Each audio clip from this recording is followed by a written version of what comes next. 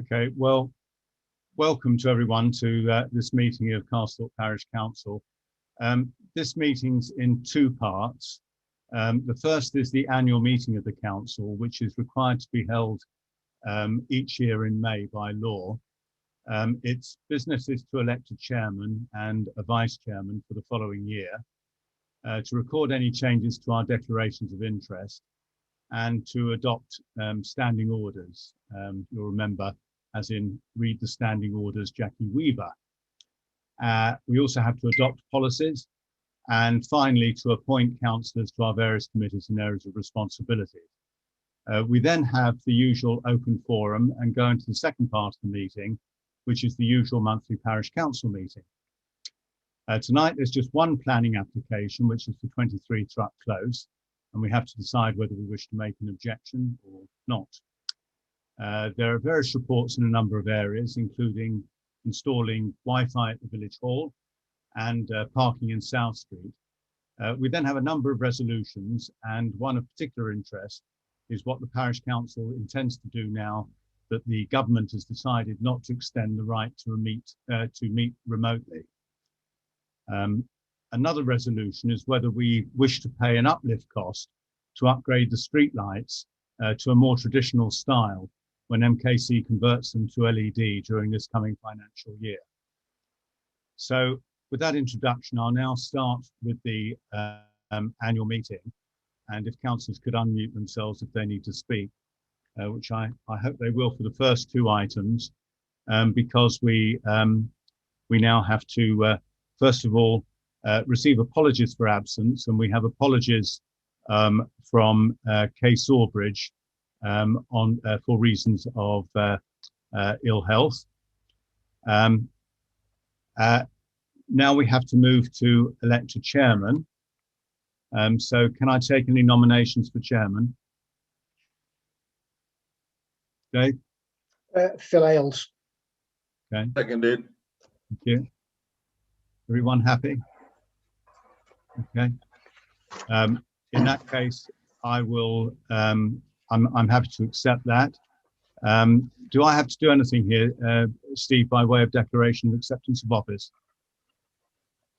You need to unmute. Yeah, you can do that remotely. You can do that out of the meeting, Phil. Okay. Secondly, then we'll go on to elect a vice chairman. Have I got any nominations? May I speak, Chair? Yes, you may. As the Vice Chairman. If I can say a few words, if you bear with me. Yes. My job as the Vice Chair has been to support you, the Chair, and deputise for you in the event of absence or illness. Well, I've served on the Council over 20 years now, and I've been privileged to be the Vice Chair for a good number of years now. At our last meeting, both yourself and myself had to declare an interest, and so without any warning, Dave Hines had to chair the part of the meeting. As many of you will know, I sit on a number of bodies and a couple as deputy chair. It's quite possible that could happen again. So it's time for a change. So I'll not be standing for vice chair, so other councillors have a chance to experience the role. Shall I go on, Chair, or is that? Yes, yeah, please do, yes, yeah. Well, as far as I can see, everyone on this parish council's worked really hard for the village. So it's difficult to nominate someone for the job. But in view of the body of work he's done and will need to continue to do with yourself on the neighbourhood plan, I would propose Russell Fordham. Okay, I'm happy to second that. Are there any other nominations? Darren, are you asking to nominate, or are you? To agree. You're agreeing, okay. And Dave, you're okay with Russell being vice chair? Oh, absolutely. Yeah, very good. In that case, congratulations, Russell. Thank you. Item 4 is to notify changes to the Register of Members' Interest forms. These are all on our website. Steve, do you need to say anything? Yeah, somebody's just come in by phone and they're muted. I wondered whether that might be Ian. Yes, it is Ian, yes. So does he understand? Because he obviously will need to unmute to vote. Does he understand how to unmute the phone? Yeah, Ian, you were doing it last time. You press *6 to unmute and *6 again to mute yourself when you finish speaking. And if you need to attract our attention, press *9. Hey, hooray. Okay. Evening, Ian. Good evening. Evening, Ian. Very good. Right, the next item is to, as I said, to notify changes to members' interest. The forms are on the website. Actually, it's a link through to Milton Keynes website. I have got that available, but has anyone got any changes to their declarations of interest that they need to have noted for this year? No. In that case, move forward. So item 5 is to appoint committees and agree terms of reference. Now, can we try and do this by exception to save time? So is everybody who is currently serving on the Finance Committee, Sports Committee and Village Hall Committee content to continue to serve? Yeah. Yes, okay. Yeah, and does anyone wish to serve on, Steve?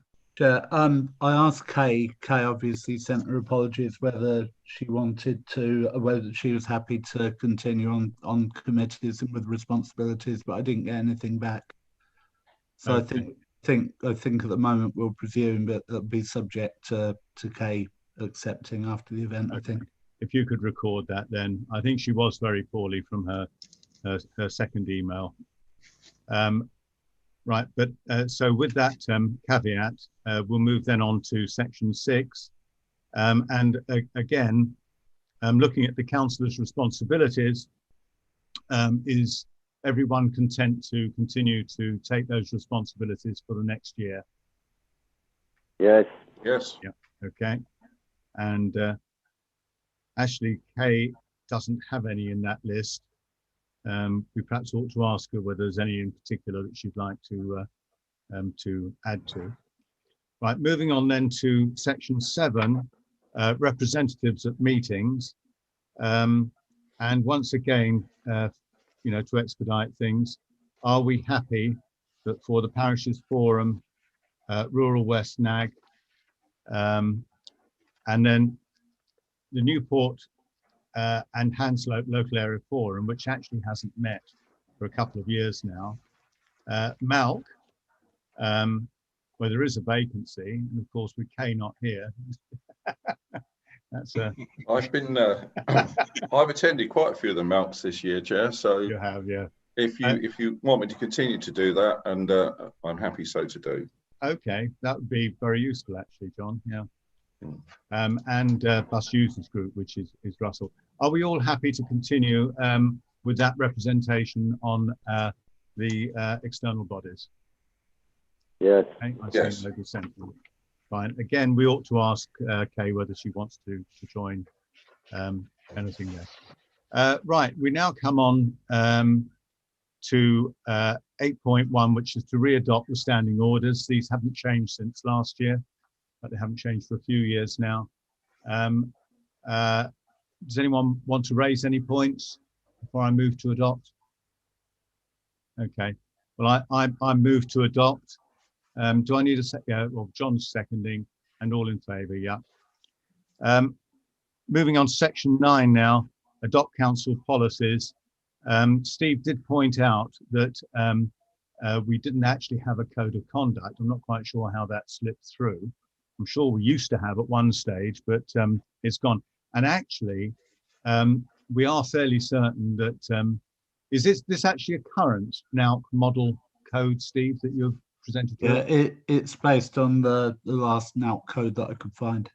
Yeah, because I know that the code of conduct for principal authorities got amended within the last year because we noted it but didn't adopt it because it wasn't really for us. But in any case, I move to adopt this. Do I need a seconder on that? Might No. as well. No. Are we all happy to adopt? Mm-hmm. As far as I've read of it. Okay. And similarly, the existing policies, again, which are all on the village website, listed there above in public papers. All our policies are listed. Is everyone happy with those policies? They were distributed, Ian, some Yes. time ago. Yeah, They haven't changed since you saw them. There were too many for me to too much print for me to print off, Ian. Yeah, But Yeah. they're not changed. they've not changed. Right. Okay, so can I again then ask for? I'll propose that we adopt these. Are we all in favour? Right. Yeah, lovely. Thank you. Right. In that case, we've now completed the annual meeting. And we now suspend the meeting to allow for the open forum. We've got no one has joined us. Are there any, have you received any questions that have been raised, Steve, that have been sent to the clerk? No. Russell, are there any questions that have been raised on the Facebook page? No, there are a few people watching, but nobody's raised anything. Nobody's raised anything. Okay. In that case, we will move on into the meeting itself. And first of all, any declarations of interest. And I will start that I have to declare an interest in 13.1, which is the planning application for 23 Close, because that's immediately behind me, and therefore it's a neighbour, so I can't participate. Are there any other declarations of interest? I wouldn't have to declare on 14.3, will I?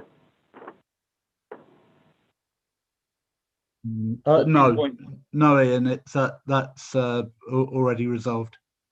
Right. Okay. Yeah. Russell, you need to. You're on the payment schedule, so you need to. Oh, right. Okay. Yeah. I declare an interest in the payment schedule. Right. Can't remember which one that is. Okay. In that case, we'll now move to approving the minutes of the last meeting. Are there any errors of fact in the minutes that anyone would like to have corrected?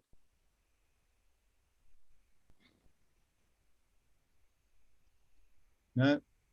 As far as I can see. Right. In that case, can I move that we accept these minutes? Seconded, John, and all in favour? Yeah. Right. Yeah, very good. Right, we now move on. I'm not quite sure we've got planning next, but planning is the next item. I will switch my microphone off. I'll hand over to Russell to lead on this. I'll switch my microphone and my video feed off. There is a report, Russell, if you want me to share that, I will do so. Yes, if you wouldn't mind. As I'm using my screen as the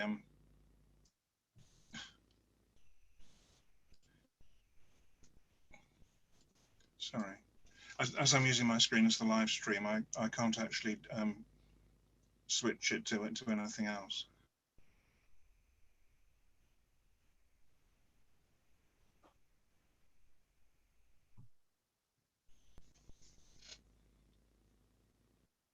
Right, as everybody can see, this proposal is not in style with the rest of the Thrupp Close on the way that it has, for instance, dormer windows instead of just Velux windows in the ceiling, in the roof. And that doesn't comply with the policy 3 of the 2017 neighbourhood plan, nor does it comply with the new plan, which is about to shortly scheduled to go for a referendum. You can see from the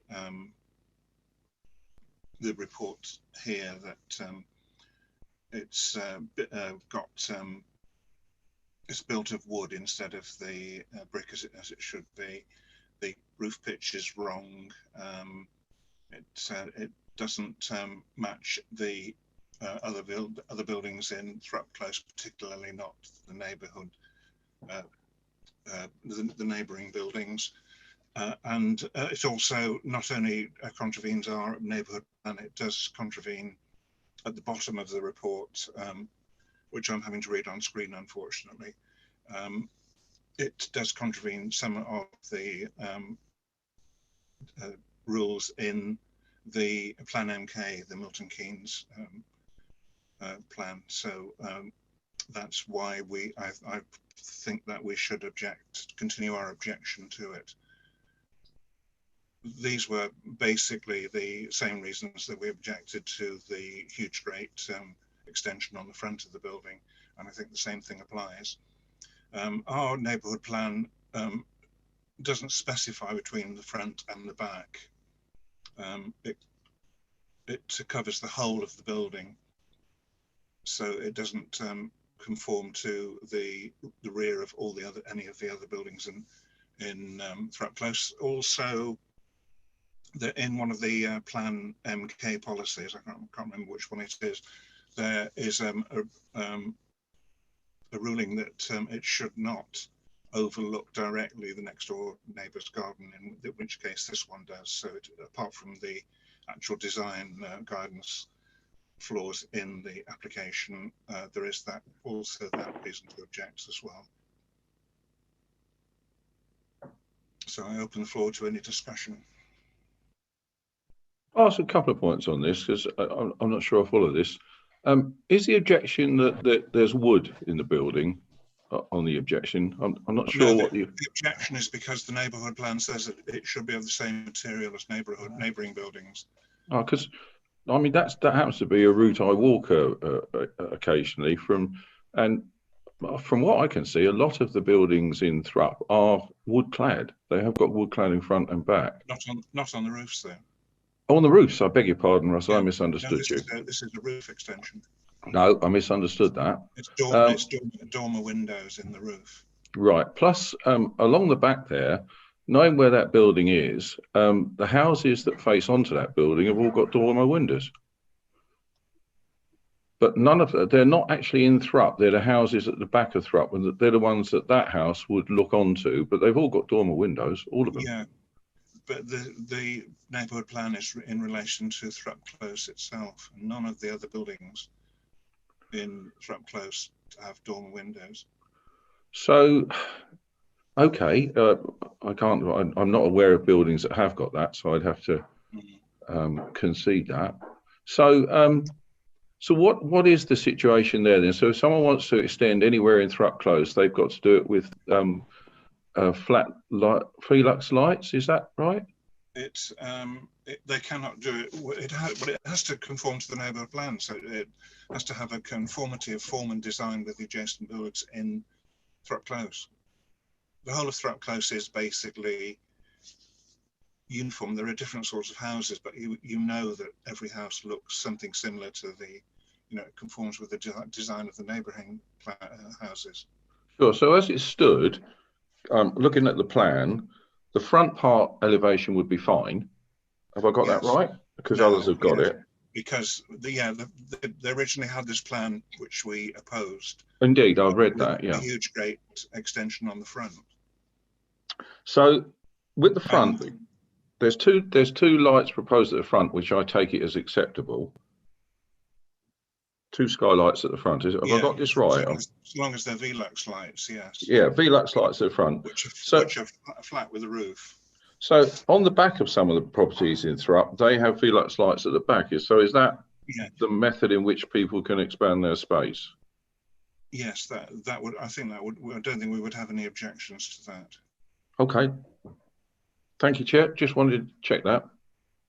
Right. Does anybody else have any other comments? Oh, one other comment, Has there been any objections to this, just out of curiosity? I think there has certainly at least one of the neighbours has objected to it. Oh, okay, fine. Thanks for that. So I therefore propose that we. Sorry, Russell.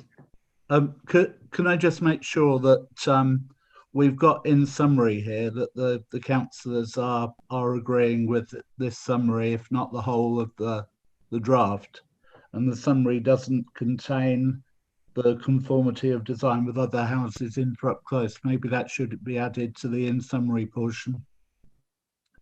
Yeah. Actually, that's a fair point. I think I wouldn't have been asking one of the questions had that been in. That CAS4 is the modified neighbourhood plan. But I think the in summary section describes the main principles of objection, which is essentially what the councillors are going to be voting on. So, so could I just ask that be added to the in summary portion? Yes. It's referenced elsewhere in the draft, but I think just to make things clear. Yeah.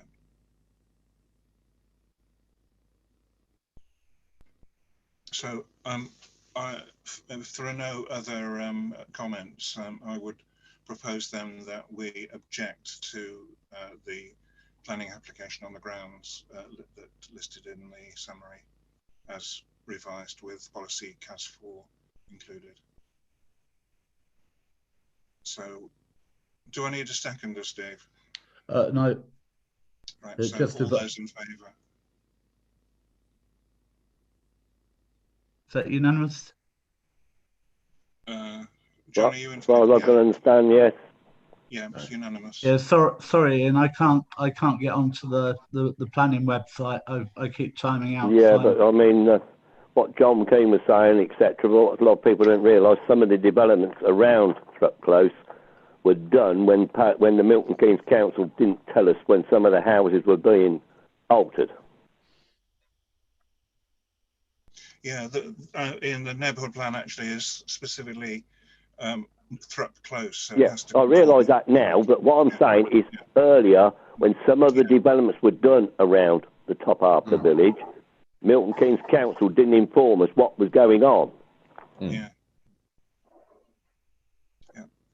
So anyway, that's carried unanimous. That's unanimous, and the chair back to Phil.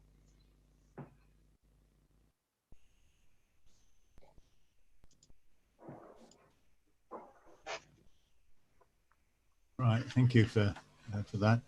Right, we just move very quickly then on block through the items in number 14.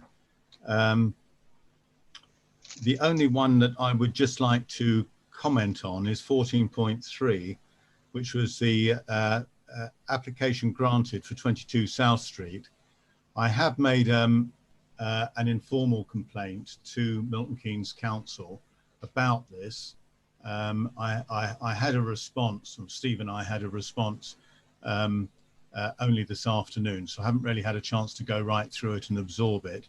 But we probably will have a follow-up phone call with, I've forgotten his name now, Chris Mason, I think his name is, who's the development plans manager, Nash, Chris Nash. Nash, that's it. Yeah, and to try and take that up, but also to deal with some other questions that came up in the from the last meeting, such as, for example, on 1 Wolverton Road, where they amended the access, but didn't.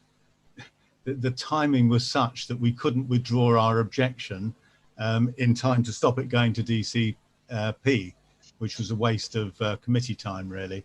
But anyway, there are some options later on in this agenda, which I'm going to propose to help us through that. But there is a scheduled meeting, or a meeting to be scheduled with Milton Keynes Council, Chris Nash, on what happened with 22 South Street. Right, I'll move then on to the clerk's report, if that's okay with everyone. And I'll just try and bring that up so that everyone can see it.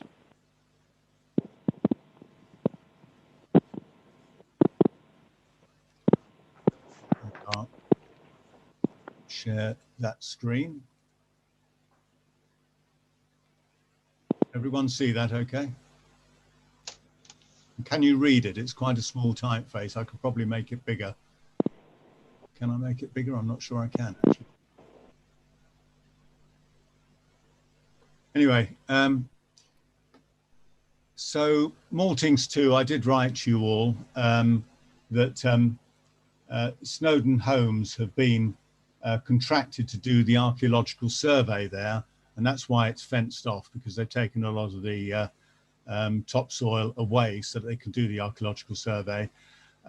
The manager, and indeed I think part owner of Snowdon Homes, did contact me through a rather convoluted route. I think he'd spoken to Ian, and I think he'd spoken to Luke, and he eventually ended up with the third person on the list being me, because he was having some difficulty about whether he had access to the site, but which we dealt with.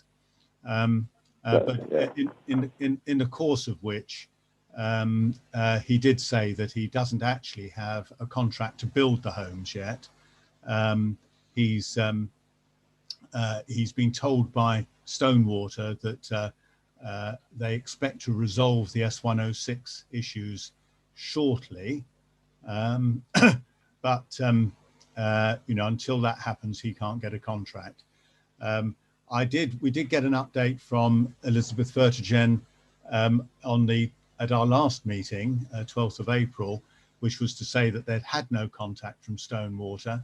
We had an exchange since then, to which, or a more, I sent her some information since then and asked her for an update, which I didn't get.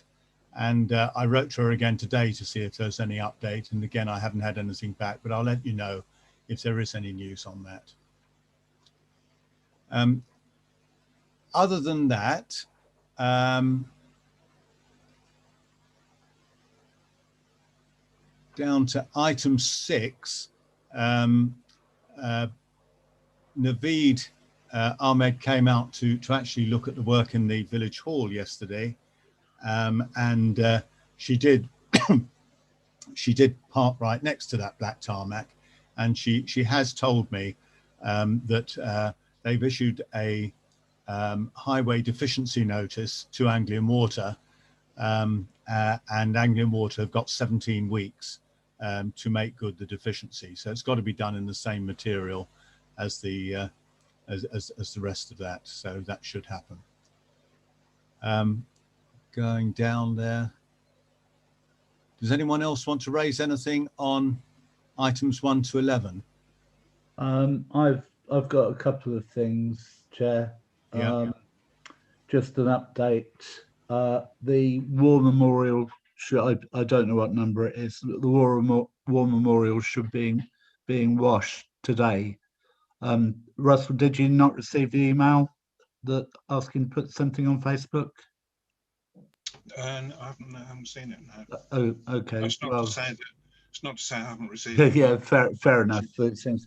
But the War Memorial's being cleaned today. They squeezed us in last minute. They're very, very busy, but they're going to wash the War Memorial today, he said, and then come back and finish it off later in the week. And the other thing is that I asked the sports ground landscaper whether the paths have been cut through the wildlife area, and he said they have. I haven't checked myself. Right, thank you. And we're getting our public footpath signs at last. Yeah. There we go. And just scrolling down to the outstanding actions, I mean, I think all of those are still in progress, really. Some of them are on me. Okay, any other questions, or we can move on? Or before we move on? Okay. I'll stop the share on that then. Well, 15.2 is Maltings 2, which I've just given the update on that. So we can move on. 15.3 is an update on Wi-Fi at the village hall. Russell. Right. Yeah, we've been trying to get Wi-Fi for the village hall for some time now. The problem is that the village hall was not on the Royal Mail database, and consequently it was also not on the OpenReach database, which meant that every single broadband provider who need OpenReach to install the line was unable to place an order with them because the OpenReach system refused to accept that there was such a thing as Castlethorpe Village Hall, and there's no way of overriding it. So anyway, I have now got the address on the Royal Mail system, but it's still not on the OpenReach system. So I have found a way to contact OpenReach, which is like trying to contact the Kremlin. It's so difficult. But I did manage to send an email, and within 5 hours I got a reply saying, yes, it was a mistake on their part. They'll put us on the database, but it will take approximately 4 to 5 weeks for it to be associated with a fibre cabinet, even though there's one only 100 yards away. And once that's done, they will let me know, and then we can go ahead and place the order for broadband. The only company of all the ones that we approached that actually said they could do it with no problem was TalkTalk. They were also the second cheapest, but even then they couldn't do it because they couldn't override the OpenReach ordering system. So that's unfortunately the situation at the moment. What we're ordering is business broadband, speeds it up to 76 megabits per second, and no phone line, just a line just for the data to come in on the broadband, which is £23.95 a month. Okay, well, thank you, Russell. I mean, I think that would be very useful, not only for broadcasting these meetings when we go physically, but also for other users of the hall, such as Youth Club. Steve, did you want to say something? Yeah, just to add to what Russell said, if I can remind the council that it was resolved that Russell and myself select the provider. Yeah, indeed. So that was resolved at the last meeting. Yeah, that's absolutely fine. Very good. Chair, can I go back one to the Maltings 2? Yeah. I think people would actually like to know what it is we're actually getting there now with all the changes that we've had. Are you able to comment on that? Well, what Stonewater have apparently told Snowdon Homes is that they will be going ahead with the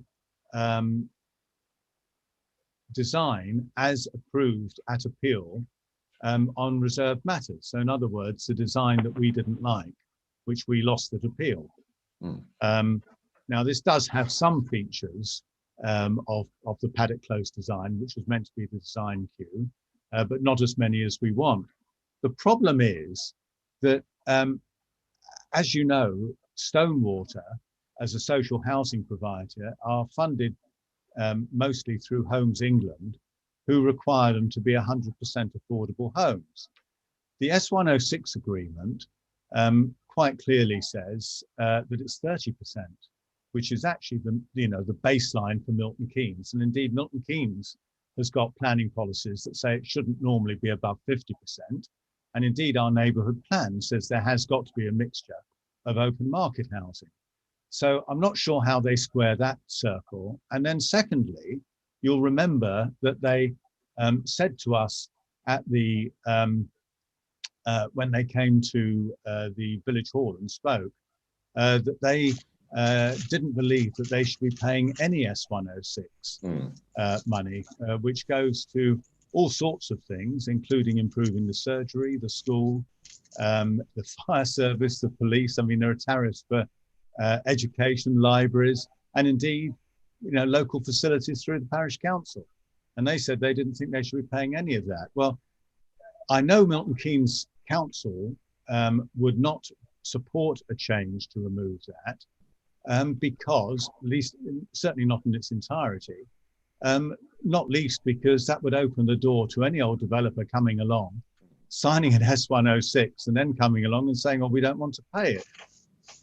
which of course wouldn't be sustainable.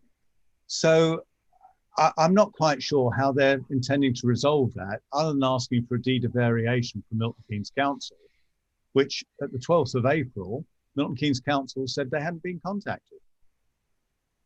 Well, so it seems to me to be on the face of it, an impossible situation, but not our problem. Thanks, Chair. It's clarified a lot. Thank you. Yeah, maybe they're planning to pay the S106 money. Well, the Snowden man said they'll pay the S106 because it wasn't a lot. Well, it is a lot. that's right. I mean, it is actually quite a lot of money. Anyway, there we are. Sorry, everyone's happy on the 15.3, are they? Yeah, on the Wi-Fi for the village hall. We'll move past 15.4 because. Can I just come in there? Yes. Hello. I don't know whether you can hear me. I can hardly hear anybody now because our phone line's been bad for the last fortnight. So I'll have to get in touch with Openreach. Only thing I'd like to bring up, because if I lose you in a minute, I'm going to lose you for the sound of it. I hope you can hear me. Steve, the sports ground, the gentleman with the mower, what is happening? I did say to him that the blades weren't weren't sharpened to a satisfactory standard, and he did tell me that he would come back and do it, and he doesn't need to take the mower into his premises to do that. What? Well, I can't understand that. To take rotor blades like that, you have to take the blades off, put them on a machine, balance them, sharpen, balance them, and then you put them back on, and then put your base plate back on and tighten it up to the blades. Well, that is not satisfactory. Can I suggest, Ian, that you talk to him direct and don't go through me as a middleman? You give me his number tomorrow. Well, I can't hardly use. If you give me his number, I'll talk to him by all means. Yeah, I'll do that. Okay.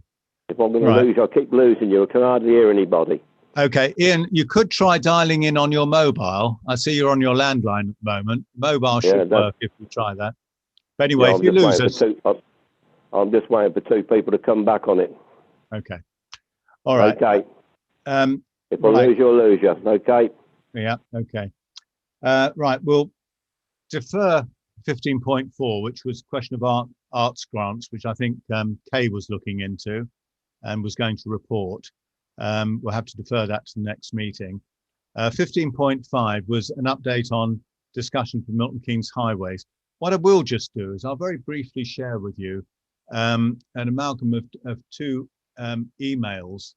If I just check. Yeah, they are anonymized. That I've received from residents in South Street. Here we go. And you can see that they're raising two issues.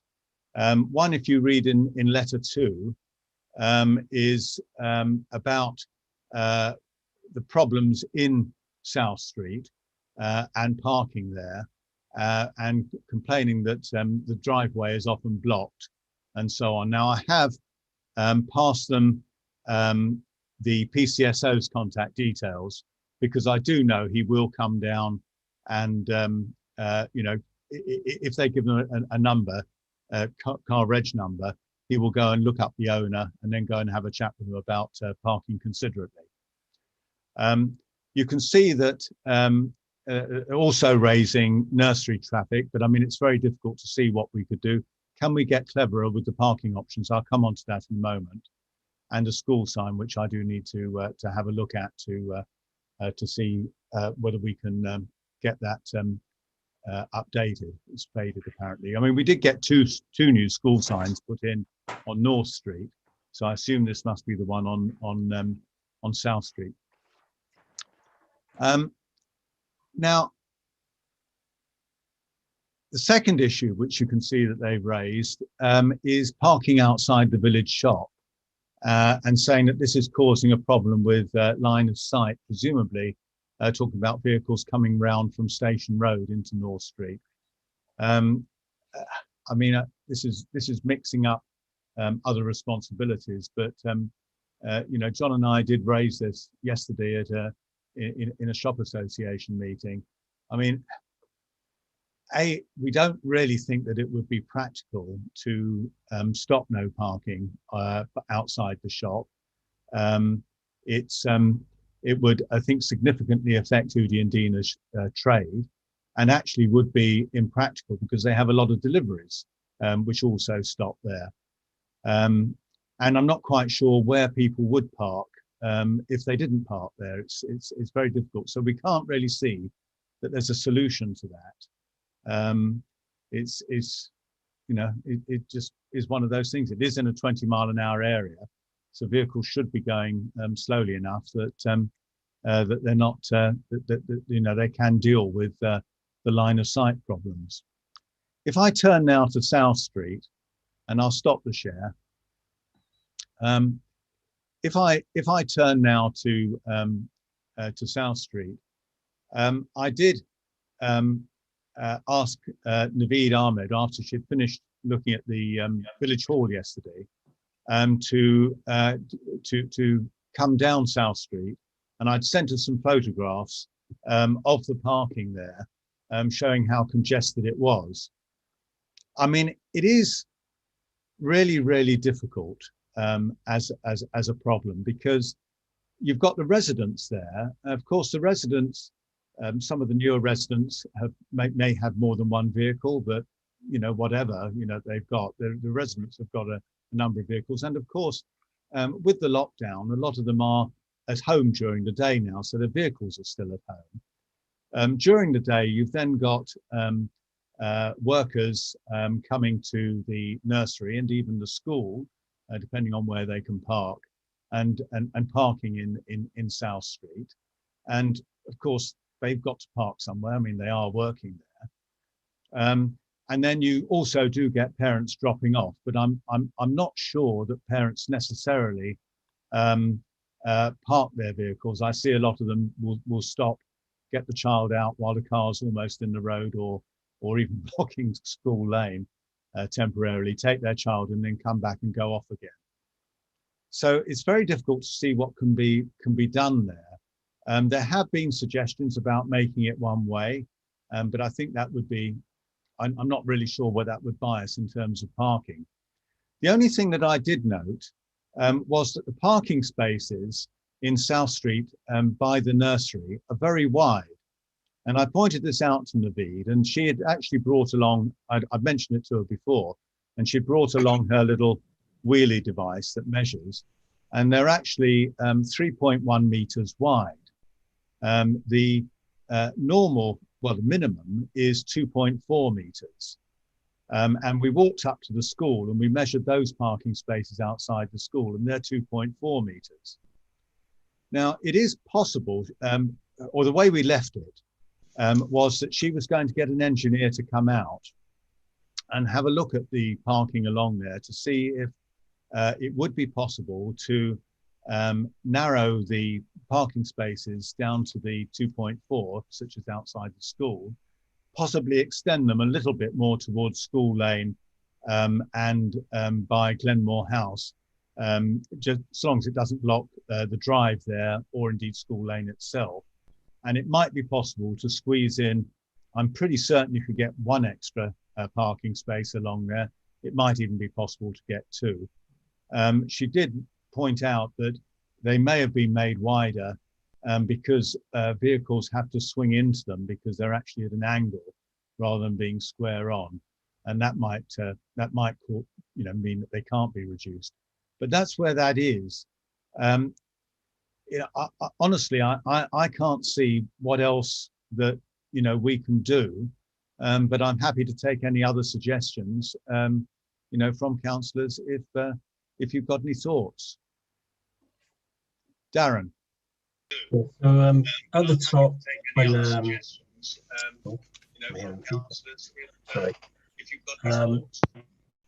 at the top where South Street meets North Street, sort of your end, Phil, where I would walk down from Bullington End, there's quite a substantial sort of cut around where those houses are. Maybe if there's bays actually laid out there, at the top end there. There's people that do park there currently, but it's not really, there's no uniform sort of parking per se. It's just people just stick their cars there and then they obviously go off in the morning. But I think maybe if we were just to line those out, just so that you could actually show how many spaces, something like that. But we used to when we were going to work, we used to drive around down towards the pub. Even though we're Billington End, we would drive down to the pub and come in that way onto South Street because of, as I say, because of the angle of those parking spaces, just to obviously pull into them, pull out, and then you would be positioned to come out the other end. But yeah, I mean, I equally agree with you. It's very tricky, and obviously walking down there currently each day with my boy, you can see that the number of cars are far greater now. Hence, because I'm working from home just as most other people are as well. Yeah, I mean, we could certainly. I'll make a note to ask Naveed about whether her engineer can have a look at that. The only thing I would say about that particular parking place is it's under the chestnut trees from March House, and I used to park there at one stage, and it doesn't half make a mess of your car. Yeah. I mean, it really does, and it's a really nasty, sticky mess that you get on there as well. But it's a good point, Darren. I will ask, as we've got an engineer coming out by North Street. Okay. Any other thoughts? Yeah, I think South Street's a very valid point to raise, and I can see the sense in that. And like Darren, I've walked that and driven around it and can quite concur there's a problem. I think South Street is one we've got to keep in our mind for a solution, and it will not be done tonight, but it may well be that ideas similar to Darren's suggestion come forward. And I think anything we can do to help ease the parking in South Street is a positive thing. I feel very differently about the shop, however. I mean, it's been there 14 years. We haven't had a problem with parking there before. I don't understand or follow. I see the logic in South Street, but I take on board the comment about the shop. It seems very strange to me that it's been there 14 years and we've got 2 complaints in the same month about the same issue.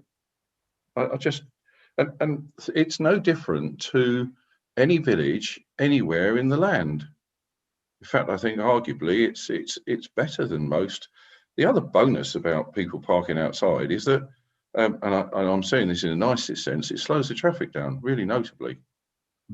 I think we could look at doing something more, but how Udi and Dina would continue their livelihood, not being able to accept deliveries with it's a no-brainer. I mean, I would say, and it's on our list, and I may try and get Andrew as a kind of his Parthian shot to help, have another push on this. Is that we did talk if we could acquire that garden adjacent to the shop. Yeah. Which is on our list of jobs to do, which we got pushback from Milton Keynes Council, if you remember, when we tried it a couple of years ago, and everything obviously has gone into stasis over COVID. But if we were to acquire that, it might enable not only for an extension for the shop, which I think the shop would like, but also to put another lay-by in on that side of the road, which would take the traffic out of the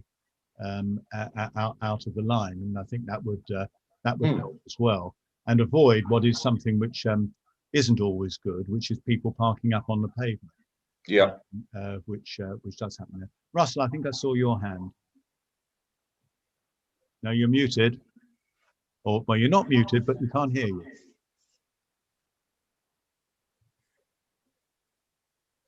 No.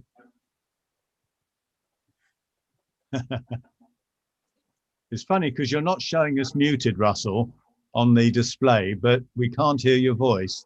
Let's try that. I've changed to the cat just walked over my keyboard and totally lost everything. So there's been a lapse in the transmission of it. I was going to say before, about the shop. I drive obviously past the shop quite often. I've never had a problem with visibility at all, even when there's been loads of cars there. The visibility when you're driving towards Hanslope Way is the same whether it's one car or a lot of them. And coming the other way, most of I've never seen a car that's actually more than about 2 inches outside the bay anyway. So there's been, you know, I don't think there is any less visibility because of cars parking there. Okay. Regarding South Street, as a resident at the pub end of the South Street, the parking is quite bad as well down this end, but even worse is the speed that people come round the corner. It's blind, almost a 90-degree bend, and because the cars parked in bays by the pub, then people come out to the middle of the road, and there have been a few near misses with cars coming the other way as well. Quite often they come around the corner at high speed as well, particularly mothers going to the Acorn Nursery in the morning. Yeah, I mean, you know, we put a 20-mile-an-hour speed limit in. Yeah, this is much more than 20 miles an hour. And it's a raised table, which is meant to have slowed them down, and they will have had to have made a turn. I mean, it is. But it doesn't, unfortunately. Yeah, I don't know what else you can do, really. It's look, I think as you know, I've said what I'm trying to do on South Street with getting an extra parking space or two squeezed in at the back of the nursery or by the nursery. I'll look at getting parking bays marked out at the other end of North Street. That is quite a long way away from houses. I mean, the only houses up that way are Manor Farm, which is, so I mean, yeah, Manor Farm, which has got its own parking anyway. The next house along, which has got its own parking, and then you go right down to the bottom, and that would be quite an inconvenient walk. But nonetheless, we'll see if we can do that. Darren, do you want to? Yeah, sorry, just with that, then, you know, if you were to pitch it that it was parking for the workers at the nursery. I know that some of them are parked up there previously because I, you know a number of the staff over the years, and you see them walk into their cars. But if we designated it sort of nursery park, it does free up a lot of the space for residents, obviously down where Kay is, and for people to go and drop off. Okay, that's an excellent idea. I'll see. I mean, that may need a road traffic court to restrict it, but yeah, or we could do what we did at the shop, which is you just put a sign up. Well, it's not enforceable, but you just say shop parking, you say nursery staff parking. Okay, can we move? And I think parking outside the shop, I think the solution, if there is one, will have to be in the long term if we can ever build a lay-by there. I think the consensus is that we couldn't reasonably impose restrictions there. Okay. Let's move on to resolutions then. I need to move a resolution to a public excluded part 2 to discuss matters in accordance with, well, some not private, but confidential matters. And just so everyone knows, we do an annual review with the clerk. And that's this, we do that in the May meetings. That's what that is. Right, 16 point, oh, so everyone in favour of that? Yeah. Yeah. 16.2, I'm proposing that we hold the annual parish meeting separately to the to a parish council meeting in future years. That last meeting last month was ever so long. Was it 3.5 hours or something? Yeah. And I just think it's too much. I've put in a straw man suggestion of going to the first Thursday in April. I'm not quite sure what the village hall booking is on Thursdays, but I don't much mind. I mean, we can make it the 4th Monday or something if we preferred, but just to split it away from the first Monday to try and break up the meetings a little bit. I don't know if anyone else would like to speak on that, whether you think that's a good idea or whether you'd like to keep it as it is and always has been, I have to say. I think the first Thursday is free, but WI meet and the Historical Society and Film Society meet on Thursday evenings. I think the WI is the second Thursday, and the Film and Historical Society is either the third or the fourth, depending on how the week goes. So I think first Thursday is fine for booking. And how do you feel, Russell, as you're speaking about splitting the two? About, sorry, what? Splitting the annual parish meeting from the parish council meeting. Yeah, I think that's a good idea. It was a bit like the director's cut of the parish council the last time. John. Yeah, similarly, Chair, I'd support splitting the meeting. I thought last meeting was far too long, and I think generally the public were quite confused about what was going on there. We need to concentrate on the AGM and the parish council meeting separately, I think. Okay. Steve, is that your hand up? Oh, sorry, no. No. Darren? No, I agree. Happy to support a split of the meetings. Yeah. I mean, actually, funnily enough, the recommendation is that they are held separately to avoid confusing members of the public, because, you know, the annual parish meeting is a meeting of the village, really, and it's technically the only person you know, officiating is the chairman. It's not councillors, it's just the chairman. And there's even some doubt as to whether the clerk is obliged to help, but fortunately he always has done. Anyway, there we go. Dave, did you want to speak? Did you want to speak, Dave? Yeah, no, I'm just going to reiterate what everyone else has said, actually. I totally support separating the meetings. Okay. Yeah, it makes sense. All right. Shall we go for the first Thursday then? I mean, obviously we could change this if there was a village hall booking that was inconvenient. We don't have to decide this, you know, in perpetuity, but at least to put a straw man up, in principle, we'll go for the first Thursday in April, yeah? And I suppose we ought to vote. Yeah, unanimous. Thank you. I'm sorry Ian's had to leave us. That's unfortunately his phone's giving him grief. Right, 16.3. I would like to say a little bit about this, and I'm just going to bring up some notes actually.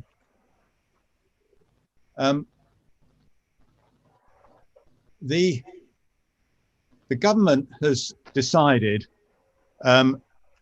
not to extend the ability of councils to meet remotely from when the current permission expires, which is tomorrow, which is why we brought this meeting forward. It normally would have been next Monday, but the permission expires tomorrow, despite, I have to say, huge petitioning from councils and a slightly bizarre legal claim which didn't make it through the High Court.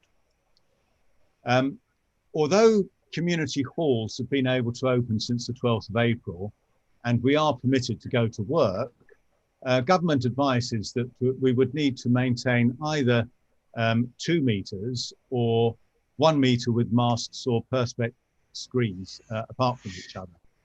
This would be very difficult, though not impossible to arrange, but especially if we're going to make provision for members of the public. My own view is that this is premature.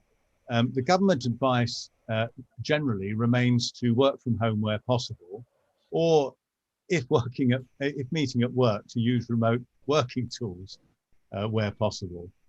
If a meeting is necessary, I'm just quoting here from the government guidance, it must be ventilated by having windows open, and even that working from home where possible guidance may still remain in place even after the next milestone on the 17th of May.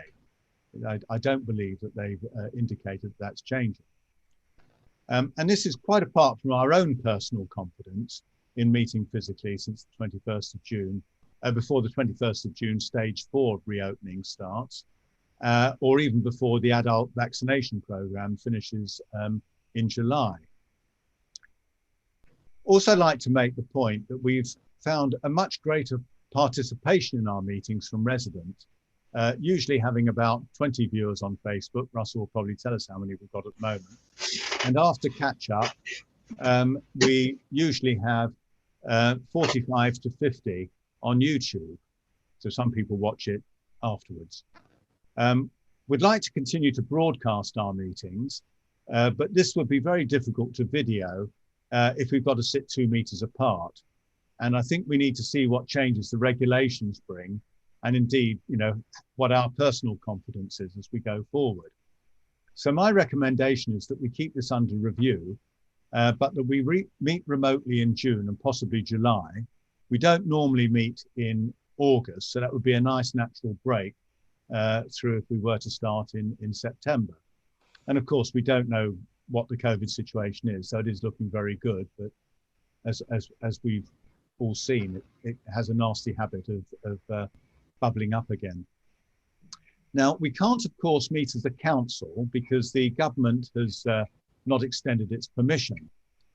But we can, however, have an informal monthly councillors meeting, run remotely and broadcast to residents in the same way as this, and then conducted in exactly the same way as a council meeting. It would make recommendations rather than decisions, and we would delegate the formal decisions to the clerk. And indeed, this actually was the recommendation to local councils and local authorities at the beginning of the pandemic, to delegate as much as possible to officers. I've checked this proposal for lawfulness with BALC, and it is lawful, and some other parishes are intending to do the same. In fact, I believe that Havisham, certainly their chair, contacted me to get the wording for the resolution here. There are a few exceptions to what we can delegate: approving the annual report, which actually we will do tonight, and thanks to Steve for getting it ready for us. Setting the precept, which we don't normally do until around about December, and borrowing money, which we're unlikely to need to do, certainly in this financial year. We also have to meet 3 times during the year, or 3 other times during the year, one of which will be December for the precept and 2 others. But I'm reasonably confident that the COVID regulations will be clear probably for, you know, June the 21st, and we'll then be able to go back to planning normal meetings and arrange broadcasting by then. So I'm therefore proposing that we delegate all lawful decisions to the clerk as informed by a virtual meeting of councillors, and I ask for your support. Can I open this now for discussion? Happy to go along with that. I think it sounds sensible at present. As you say, it's, we don't really know, do we? There's no, you know, we're due to get another announcement on the 17th. And hopefully will be well to go back out. But yeah, I've got no issue with holding this until, say, September. Yeah. John, I think I saw you next, and then Dave. Yeah, you're muted, John. And you are as well, Dave, by the way. Apologies, Chair.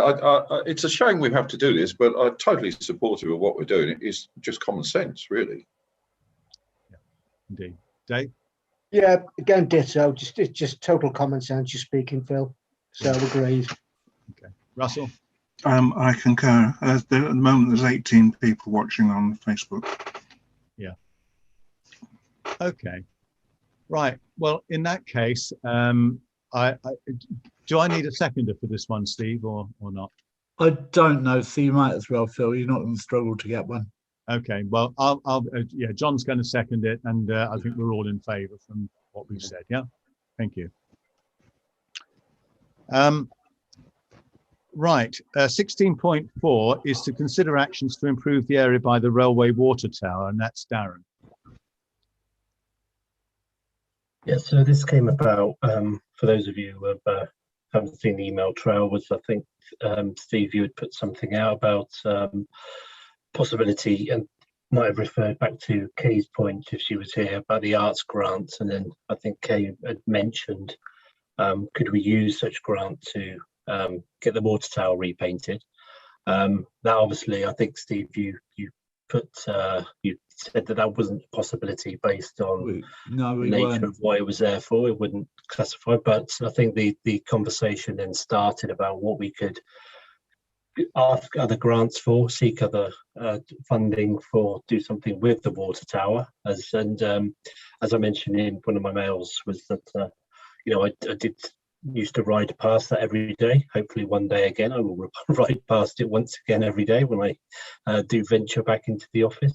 But yeah, it's a big area. I've walked down there a number of times with my boy just to go to the water tower, and then we walk back. I think that it could be something that would be beneficial to the village for something. If we could, I wouldn't particularly want to say sort of a park or anything along those lines, just based on location and how far away it is from anybody, but maybe something that would be a bit unique to us to be able to stroll down there, as I say, walk your dogs, have a sit, as they take the kids down there, something along those lines. So I guess I'm more than happy to go out and investigate in regards of grants if there would be such thing, that you can point me in the right direction, and then with agreement with the rest of the councillors,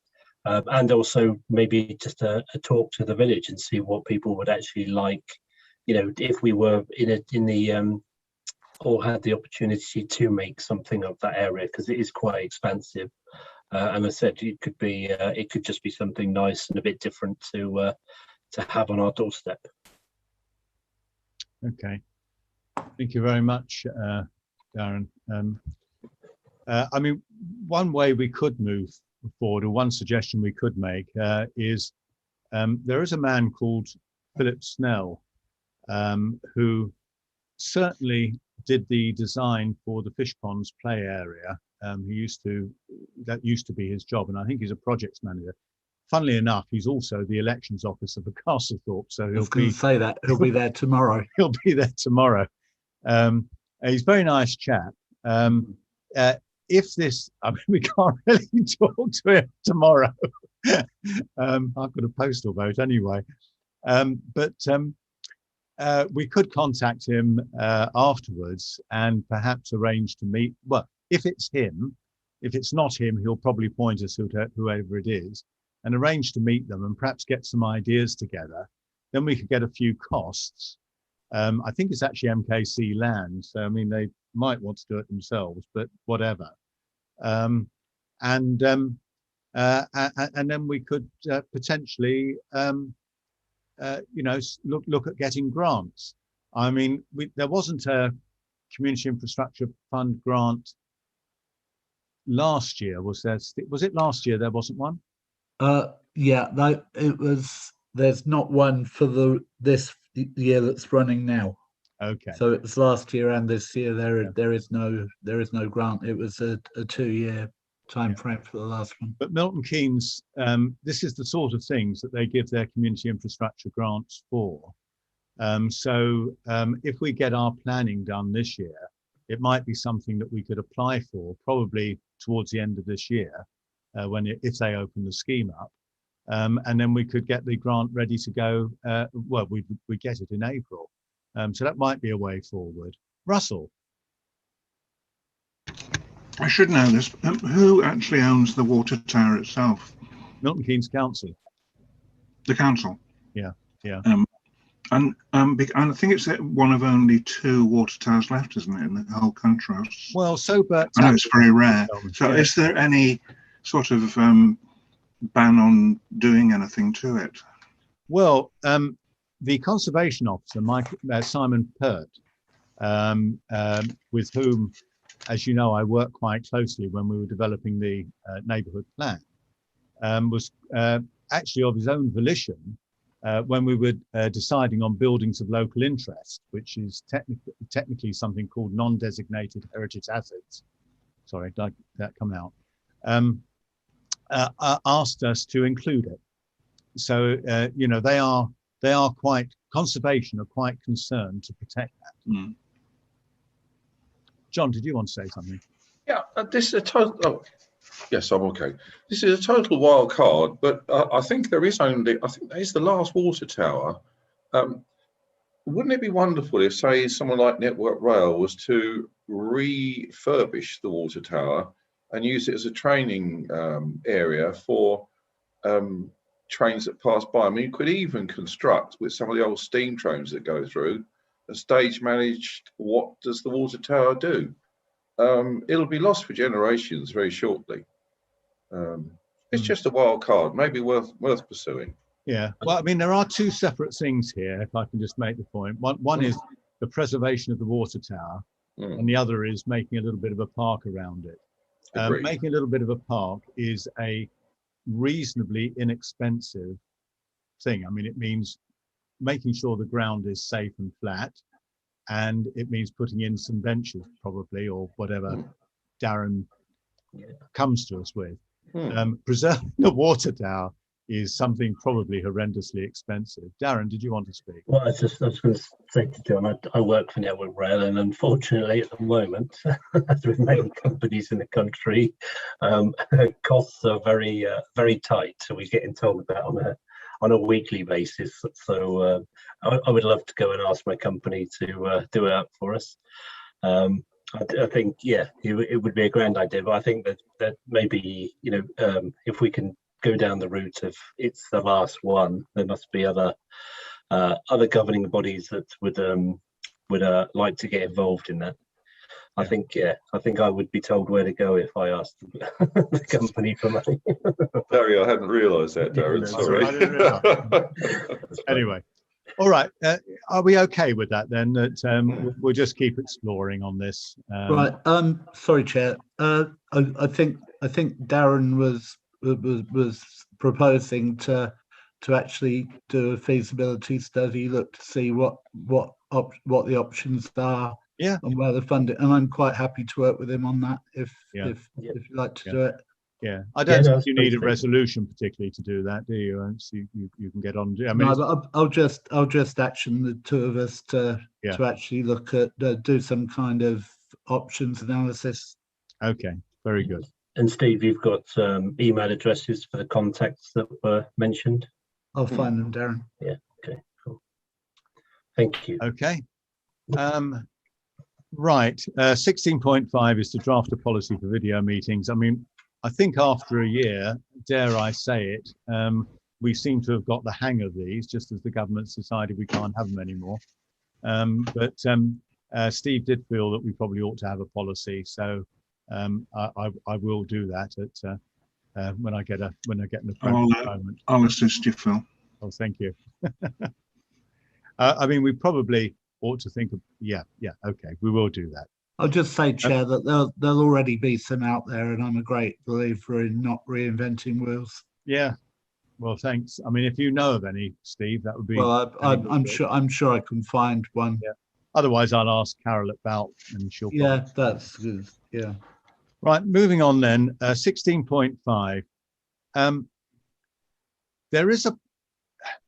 We did have an issue. We had a number of issues last month with our planning applications that I touched on. Some of them are to do with 28-day deadlines. I mean, we get 28 days to comment on planning applications, which is actually very generous. Most councils only give their parishes the statutory 21 days. So we do actually do quite well. But even then, just sometimes it doesn't work out. And we did get caught out. I mean, there were other factors, but you know, with what happened on 22 South Street. But we also had the problem, as I've already mentioned, with being unable to withdraw our objection to 1 Wolverton Road. In fact, the case officer said to Steve, well, can you just withdraw your objection? And Steve said, well, no, he can't just do that. It needs a council to make a decision, you know. So what I thought might be useful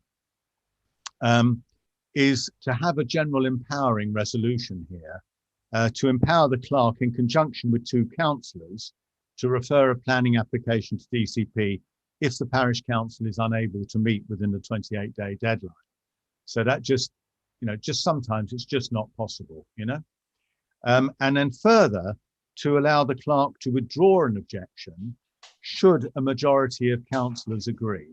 So in other words, Steve would go around and say, look, they've made this change, and part of this discussion that I'm having with this Chris Nash, or some of us will have a Chris Nash, is, when an applicant makes changes to their application, how do we know that they've been made, and do we get an extension of time to comment on them?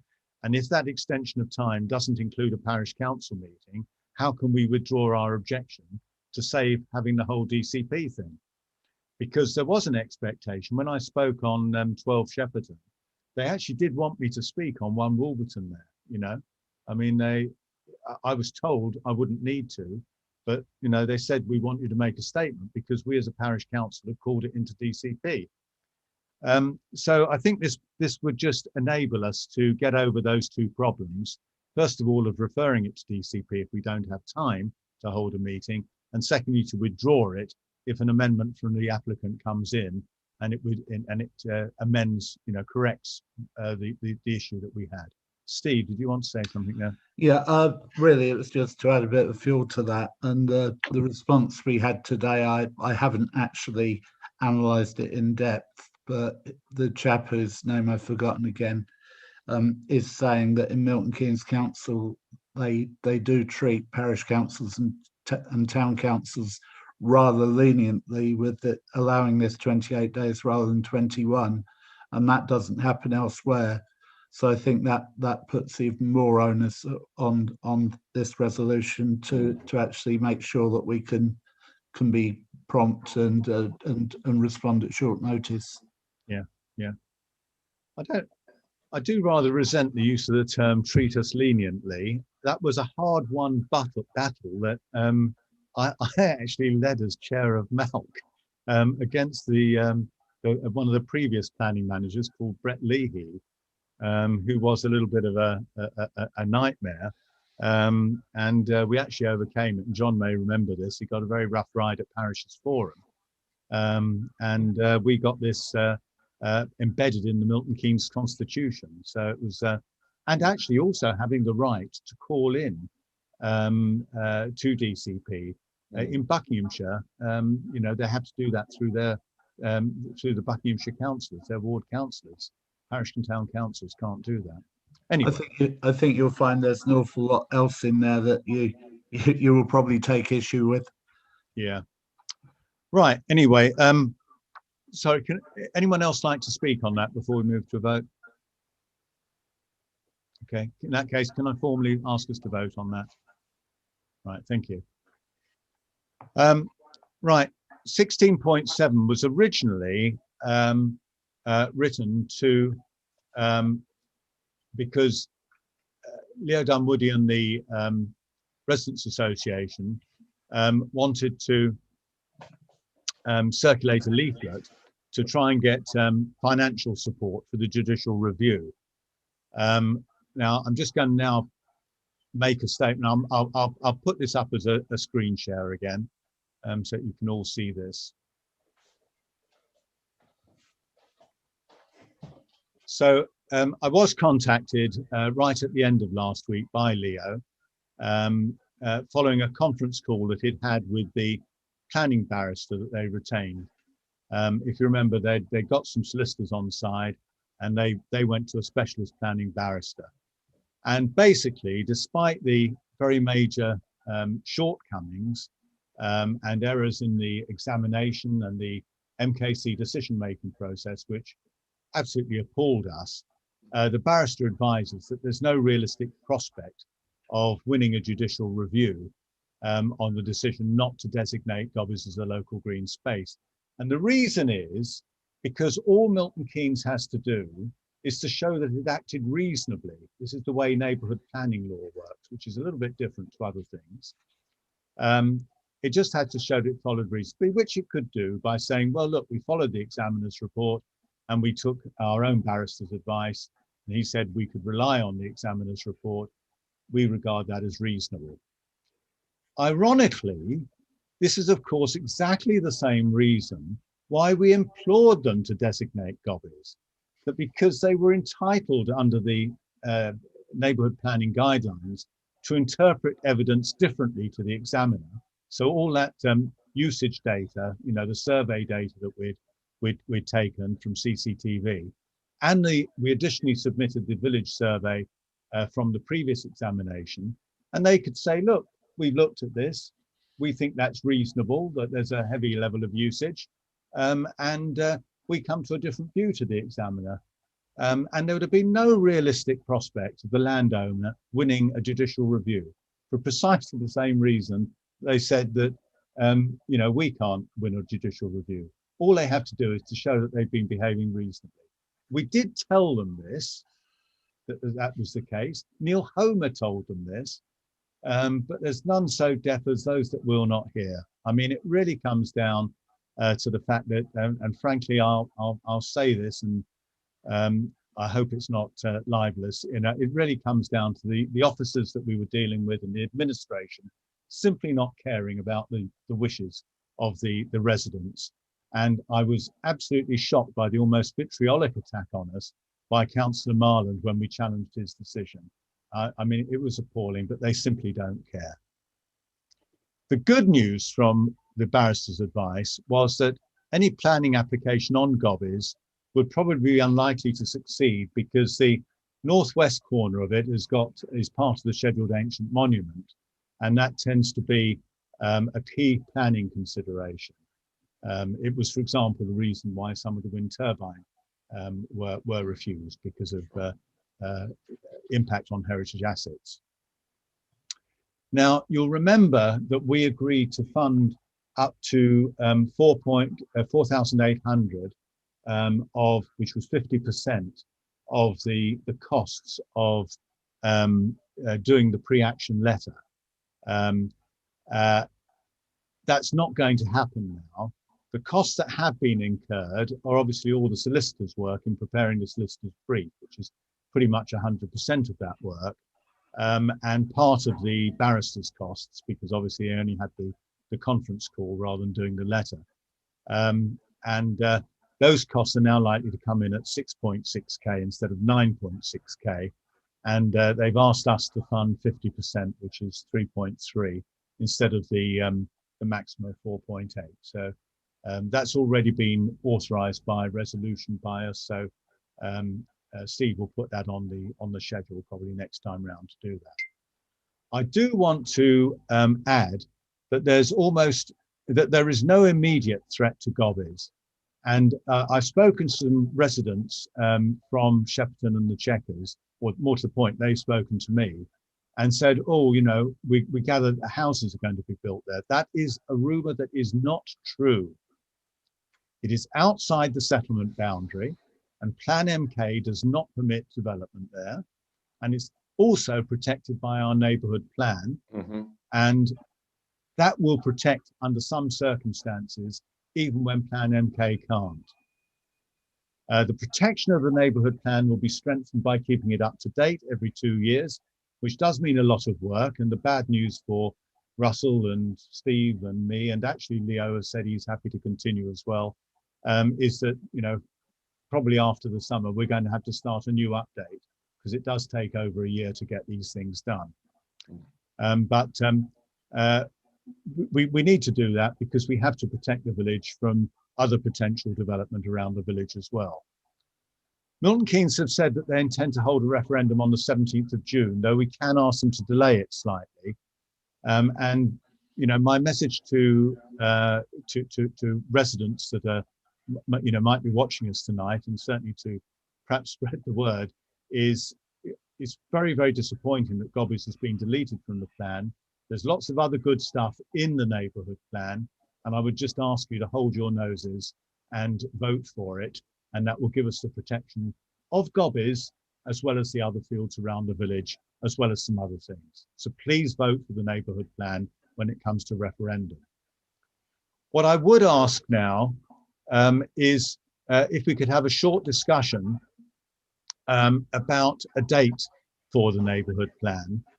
I mean, in some ways, my views on going for a vote are the same as us going to, starting to meet physically again, which is, it's still relatively early. The 17th of June is before the 21st, the 21st next stage reopening. Now, when we had the previous referendum on the neighbourhood plan, postal votes weren't allowed, and you had to turn up in person. Now, I have got David Blandammer to check with the elections officer, and they have said that postal and proxy votes will be allowed this time. Of course, the longer this is delayed, the longer the 2 years protection lasts. So if we could push it on another month, it would help us a bit. So I would personally, given that postal votes are now allowed, it's not quite as strong a view as I previously had.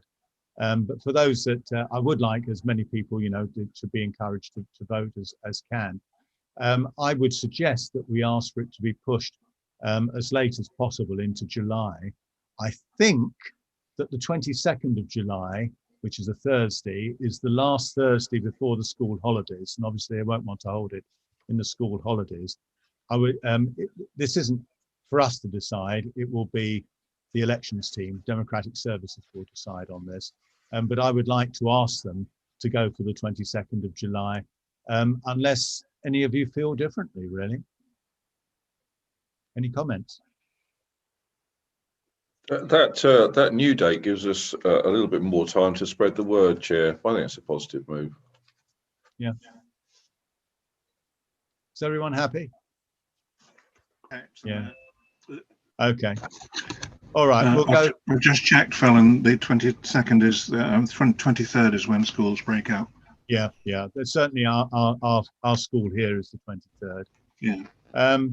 I've just Andrew, thank you for joining us. I was just updating everybody on the neighbourhood plan. I can give you, I'm not sure if you've heard that the judicial review can't go ahead because, but I can update, rather than repeating it on this call, I'll speak to you afterwards if you... Yeah, sorry, I hadn't heard. Leo had tried to ring me and I missed a call because I was on a mayoral event. Sorry, I can take this off now, can't I? I've just literally come off one. Yeah, it's Leo had tried to ring me when I was in America and I haven't yet returned his call. So I'm disappointed, though I have to say not entirely surprised to hear that. Yeah, I mean, the point that I was making, I don't want to go through the whole thing, but the point that I was making, the reason that the barrister has advised Leo or the Residents Association that a judicial review wouldn't succeed is because Milton Keynes could demonstrate that they have behaved reasonably. But of course, that's exactly the reason why we asked them to make the other decision. That they could say that they had been reasonable in looking at the evidence, the CCTV evidence and the survey evidence that we'd given them, and said, and as they're entitled to quite explicitly under the MP guidelines, to come for a different view to the examiner. And I have to put it down, frankly, just to bloody mindedness on behalf of the officers and the administration, really. But there we go. Yeah, I don't think any of us will differ on that. It's interesting that a can I call it neutral or a barrister that was advising you took that view that kind of don't waste your money because that's where it will probably go. I mean, nothing surprises me with JRs, given what we've learned in the last week, that, you know, the government were taken to JR over their decision not to allow virtual parish council meetings and local council meetings to continue. The government didn't contest the JR. In fact, behind the scenes, they actively supported it, and the High Court still found in favour of the government and against the Local Government Association. I just think the more I see of this, the more I think the whole legal system is totally and utterly bizarre. And I wonder kind of what planet some high-functioning barristers and High Court judges live on. But there you are, enough of my rant and bad news. I don't want us to digress too far, but my understanding of that court action was that a couple of councils and associations, including now LGA, went to the High Court to claim that under the 1972 Local Government Act, they had the right to meet remotely. And the judge basically said, no, you don't. it was a slightly bizarre way of going, but that was my understanding. But we could talk about it afterwards, Andrew. Yeah, Don't really want to take this meeting doing that. No. So we were just talking about a date for the neighbourhood plan referendum, and we were going to push it back really because of COVID as far as possible. And we're going to ask them to go to the 22nd of July. They're proposing the 17th of June, but they are saying they will take our views into consideration. So that's what we're going for. So, and we just basically all agreed on that. They may decide that July is a very good option if there's a by-election for a borough council seat coming up as well. But I'll talk to you more about that another time. Okay. All right. Thank you all. I think we've all agreed on that then. Yeah. Do I need to take a vote on that, Steve? Well, I don't think we're. I think just the decision to suggest a later date doesn't need a resolution. Okay. Right. We'll move on to 16.8, which is the big financial one. Basically, this is to approve quotations for additional streetlights. Now, you'll remember that we asked Milton Keynes Council to give us quotes. We've already accepted a quotation to upgrade the lights in Bullington End Road and Station Road, which is a total of 22 lights, to a heritage style. And that is going to cost £18,000. And that's done. We've decided that. We asked for quotes to upgrade the estates in Thrupp, Shepperton and the Chequers.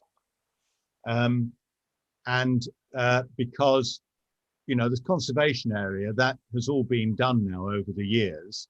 But this is a kind of once-off opportunity because Milton Keynes are only going to upgrade those streetlights once. And certainly in my lifetime, they last about 30, 40 years, those things. Therefore, we've got an opportunity just to pay the uplift cost rather than as we did in the conservation area, which was paying the full cost of replacing each of them.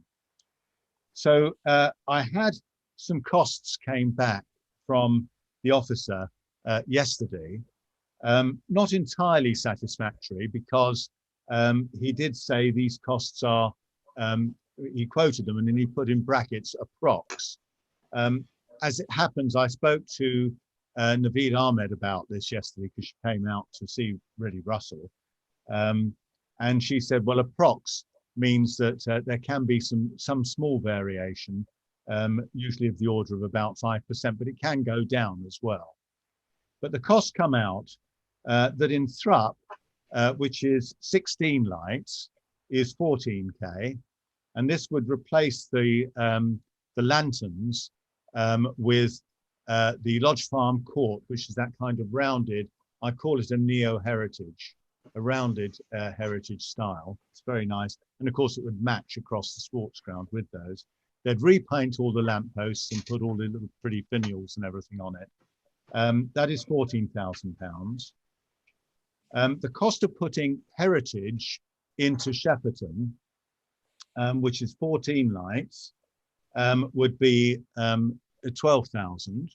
I think heritage would probably suit Shepperton quite well. And the cost for doing the 14 lights in the Chequers would be the same, 12k.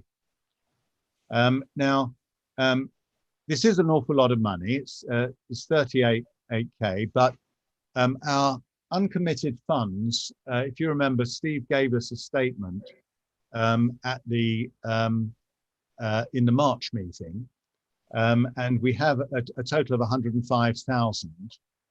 We need to keep a minimum of 30,000 for contingency.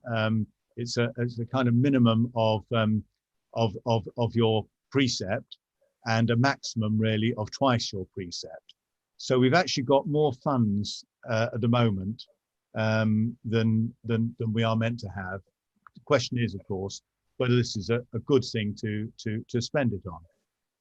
I personally, as you know, think this will make a significant improvement to the street scene in Castlethorpe. I think it will make the whole place look like a nicer village, and I think that may even have some benefits for things like house use and so on, if we're being really crude about it. But I wouldn't make that as the main argument for here, because I'm not able to say that sort of thing. But certainly we can basically that's 38k. We've already got committed to 18k, so that's 56k, which would leave us with about 50k, which is at the upper end of the contingency reserves that we've got. Other things that we might want to do of any substantial size, the only two that I can think of, I mean, there are things such as we've discussed with Darren, doing the putting in some play equipment, but that's likely to be of the small order of thousands, I think. It's not going to be a very large sum. The only things that I think that might be substantial are the potentially putting a clubhouse in at the sports ground. We'd have to have a village survey on that first to make sure people wanted that expenditure. But we have put in some provision for funding in the Maltings 2 S106 agreement. That is the bulk of where that money would be. So, and possibly I've mentioned, though this would have to be sorted out, and as I say, John and I are a little conflicted here, but rather than sort of declaring an interest and stepping aside, it's probably just easy to say, there'd have to be some agreement with the shop association on funding for the acquisition of land at 6 the Chestnuts, and putting in a lay-by there. But I mean, those are the only two other things that I think that we could do. And neither of them are imminent, and the sports ground would have another source of funding potentially. So, I believe that this is within our financial capability. I believe it's a one-off opportunity to improve the village, and I basically commend it to us. Can I open that for discussion? Great. Yeah. Yeah. Dave, I think you're muted, Dave, but I think I saw you next. Yeah, agreed. Let's go for it. Okay. Darren? Yeah, no, agreed. Yeah. Yeah. And Russell? I put my hand up. Oh. Yeah. Put my hand up to agree. Could I have a seconder on that one, Chair, just for formality? That's John. I'm sorry, I should have said this. I mean, getting these quotes out of Milton Keynes Council has been like getting blood out of a stone. I mean, the date, we've actually been doing this since March the 4th. The only thing is, it was March the 4th, 2020. And I've been chasing them literally every month, actually, every month since then. I had asked after our last meeting if they would give us an alternative quote for heritage lights in, sorry, I've suddenly seen a no coming up on your screen, Dave. I don't, for heritage lights in the Chequers as well. But of course, I haven't had a response. If that comes in more cheaply, I will just take a straw poll, if I may, and see whether we want to change over. But we are a little bit running out of time because they're going to do this in this financial year. And what I'm, very worried about, and I keep complaining to them about, is, don't suddenly, do it, and then it's too late for us to ask for the uplift. So I will accept the quote, and if there is an alternative that they come back with, I will bring it back and at least socialise it with you if it comes out cheaper, and see whether you prefer that. Okay. Right. That's a very big expenditure. Thank you very much. In that case, we'll now go to the RFO payment schedule. Chair, yeah. You've got one more resolution. Oh, I'm sorry. I've moved on. 16.9. I will talk quick. So the obviously we installed the defibrillators last year, and they are ticking away nicely. I think we had discussed previously that we would want to do or put on some training at some particular point. Lockdown has obviously stopped us from doing anything during the current current time frame. So I was just wondering what we would like to do. I've got a couple of ideas potentially, of how we would train the village, or at least give out the opportunity to train the village for just knowing how the defibrillators work. Obviously, we have the one up the sports ground, and be inviting a number of the coaches, as well as any of the older children, if they would wish to just understand how they work and be in a position to use them, or hopefully never use them. With the one at the village hall, when the village hall is reopened, whether we look to speak with Richard again to put on a training session within that. Or one of the other things that I did think about was when I can't remember the name of the local takeaway that we've agreed would do the pop-up pub. Bandit Food. Bandit Food, thank you. When on that particular day, if there was things going on at the sports field, Bandit Food up there, pop-up pub, whether we could piggyback on having a number of villagers up there, and Richard run a few sessions, just so the people that would be interested could obviously just wander over, understand how the defibrillators work, and just know that where they obviously, most people would have seen the village hall one, but depending on who goes up to the sports field, where it is, what we've done with them, or why we've got them, and just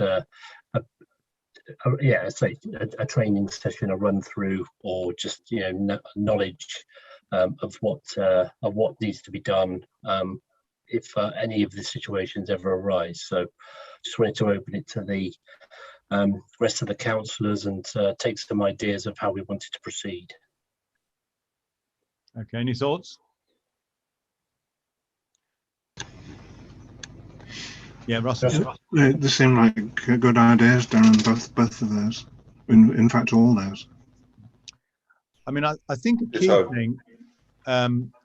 Sorry, I was just about to speak before you. I saw your hand, John. I'll come back to you. It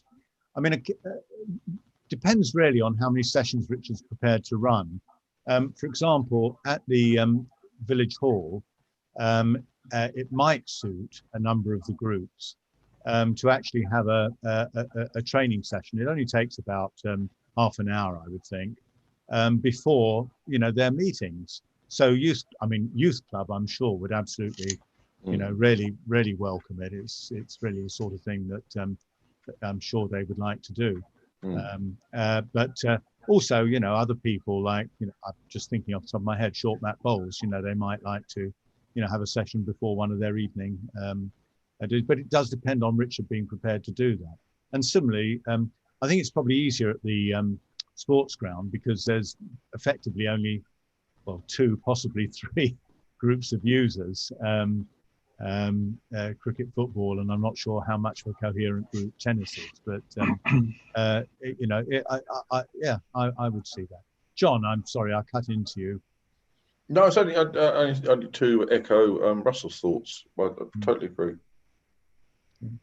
So basically, I think, Darren, if you want to talk to Richard and see what he's prepared to do, and then as everything opens up, I mean, actually, I'm sorry, just wondering what was open at the moment. No, you probably can't do that sort of thing now. No, you can't.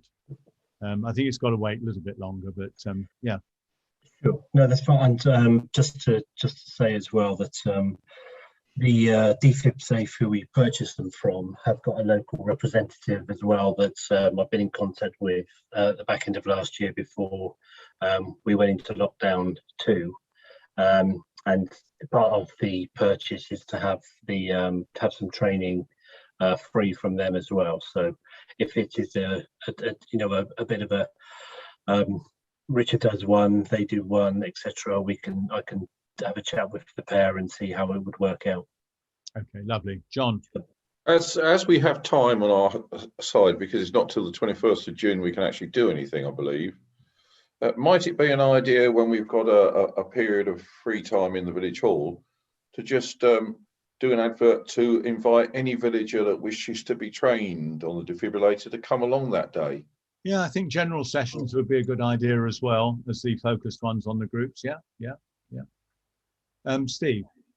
Could I just add to that we got the whole kit and caboodle paid for by a grant from, who was it, Darren Milton Keynes? Yeah, we'd invite them along. I'd have to. I can't remember exactly. the acronym. Yeah, I was going to suggest that we invite them along. Exactly. And we give them a bit of a plug because they have paid for the whole thing, which was really definitely, and that was part of the deal, wasn't it? When we met with them, we went into their office. Sure.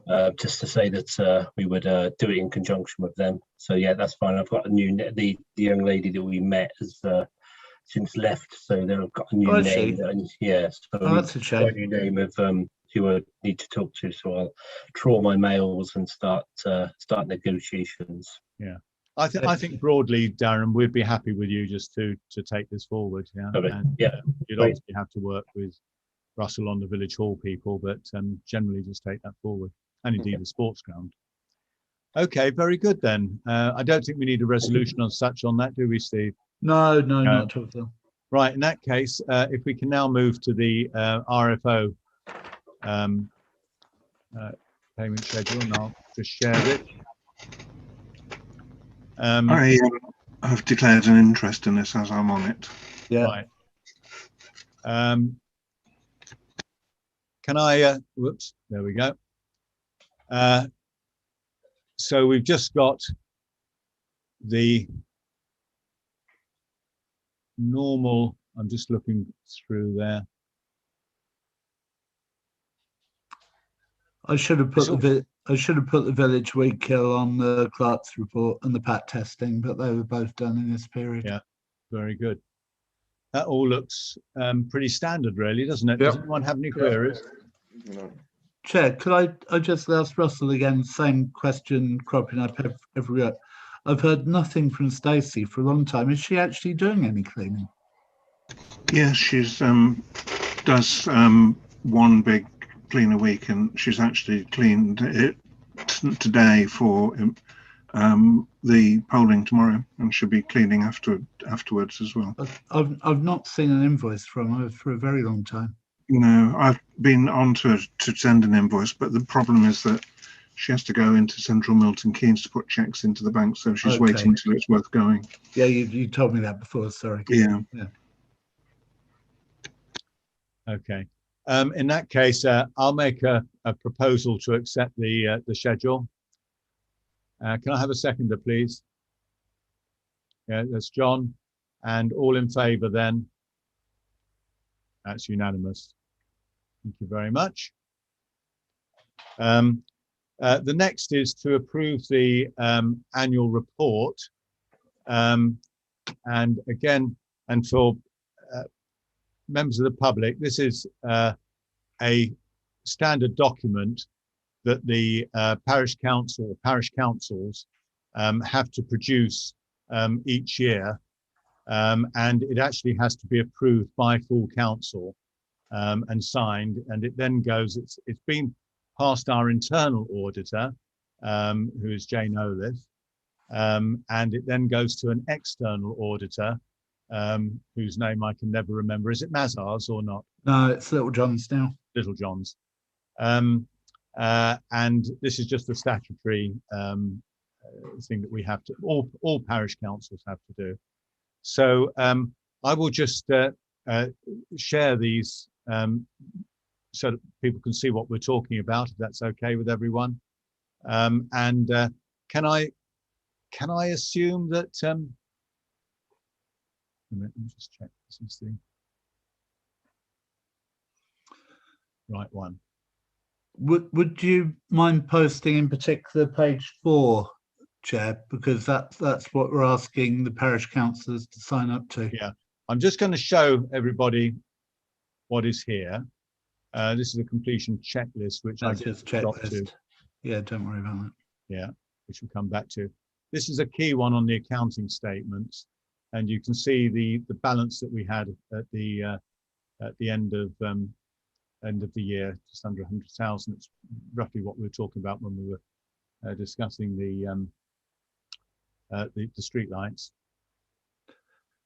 Could I just explain there, Chair, that the big difference in the balances carried forward between last year and this year is that we got the S106 monies for all the village improvements we got that amounted to about £36,000, I think. Yeah. And that boosted the coffers quite a lot this year. Yeah. Yes, we a lot of the work that we do in the village, so the residents are aware, we do fund from grants. And actually we've been so successful on that, and actually we've over recovered on some grants, that we've managed to build up our own balances, which is why we can afford to do those streetlights. This document will be and has to be available. Is it the first 10 days of July or something? It is. There is. I have sent round. I haven't got it with me, but I have sent round the period of public the notice. I think it's attached to the pack that I sent out. But there is a period under which the public can actually ask to see the accounts, and it does include the first 10 working days in July. But that will be published on the website and on the notice board. And this is what you're asking us. You asked me to show, isn't it? This is the. No, not that one. That's Jane's report. That's Jane's report. Okay. Page 4. That was page 4. Oh, sorry, it's page 3 then. No, it's not page 3. Hold on. Yeah, it's page 4. That was page 4. I think I got the number wrong. When you actually. Oh, it says page 3. Yeah, but it's AGAR 4. Let me pull this one up then.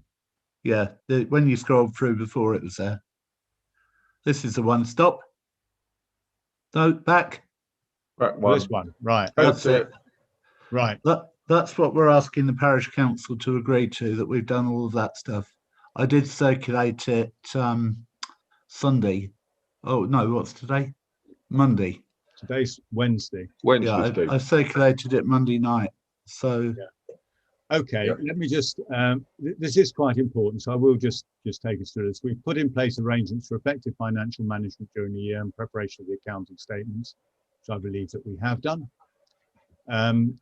We've maintained an adequate system of internal control. That's the way in which we approve the RFO statements and check the balances. And I believe that we do that. We've taken all reasonable steps to ensure that there's no matter of actual or potential non-compliance with laws, regulations. I mean, we actually do that quite strictly, make sure that everything's done. And indeed, Jane's report has confirmed that we do that. We provide proper opportunity during the year for the exercise of electors' rights. That's to view these documents. And as Steve has just said, that will be published. We carried out an assessment of the risks facing. Well, in fairness, that is the same risk assessment that's been around for a little while. So we probably ought to redo that, but it is there. So I think we can tick that with our hand on our hearts. We've maintained throughout the year an adequate and effective system of internal audit. This is basically checking the balances, which Steve does do when he gets the bank statements in. And of course, Jane then does the internal audit on that. Mm-hmm. We've taken appropriate action on all matters raised in reports from internal and external audit. Do you just want to take us through what those matters were? I mean, certainly Jane provided a report on internal audit last year that we resolved all the actions, or we noted the actions.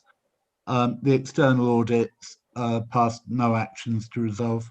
So that there were no matters raised by external audit, and the few that were raised by internal audit were either resolved or noted. Yeah, there was one on VAT registration with someone. There was, and I did go and there were a couple of invoices that were non-VAT registered entities that I did go and get their unique tax reference, and now I ensure that unique tax references are included on all invoices of non-VAT registered suppliers. And then we've considered any litigation liabilities or commitments, events or transactions, have included them in the accounting statements, which Steve has done. Mm-hmm. Okay. Trust funds include managing trustee. That's not applicable. Not applicable. So we do need a formal vote on this because I have to sign it with the authority of the council. Yeah. Is everyone happy for me to and for Steve to sign this on behalf of the council? Oh, is that a yes or a question, Russell? That's a yes. Oh yes. All right. Sorry, can I just have your propose and Russell second and then vote? Yeah. And John, Darren, and Dave, are you happy with this? Yeah. Yeah. Okay. Thank you very much. Is Andrew still on? Yes, he is. Yeah. Yeah, Andrew, can I ask? I haven't forwarded that to you. Are you interested at all, or you and George? Yeah, forward it on, Steve. We'll have a look, please. Yeah, I'll forward you the same pack as councillor's got. Right. We now move on to 18.1. There's been no correspondence received unless there's been any received late, Steve. No, nothing. I mean, I'd received a couple of letters, but I produced that on the South Street parking, shop parking. Next parish council meeting, we will therefore hold it. Well, we will hold a meeting of councillors, not a council meeting, on the 7th of June. Okay, at the usual time, and we'll conduct it in the same way as a council meeting. But obviously all decision making has now been delegated to the clerk. Right, I think that is everything in part one of this meeting. So are there any other matters that need raising or noting for future meetings? I was just formally going to encourage Steve to enjoy the power that he now has at his fingertips and not to let it go to his head too quickly. Oh, I've got the clerk's office being redecorated. I was going to say, are you rapidly employing the Downing Street advisors to advise you on wallpaper?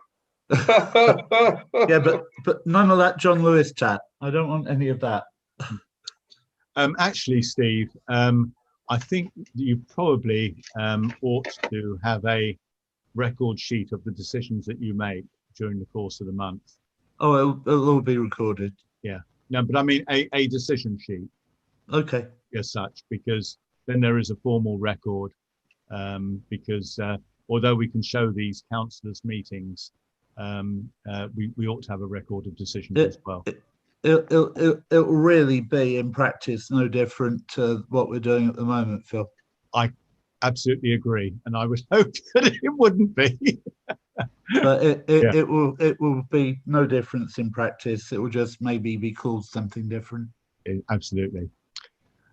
Right. I think in that case, if there's nothing else, we'll now close the public part of the meeting. So I'd just like to thank all residents who formed with us for this throughout this meeting, and hope there were some points there that you found of interest, and hoped that you'll be watching on the 7th of June.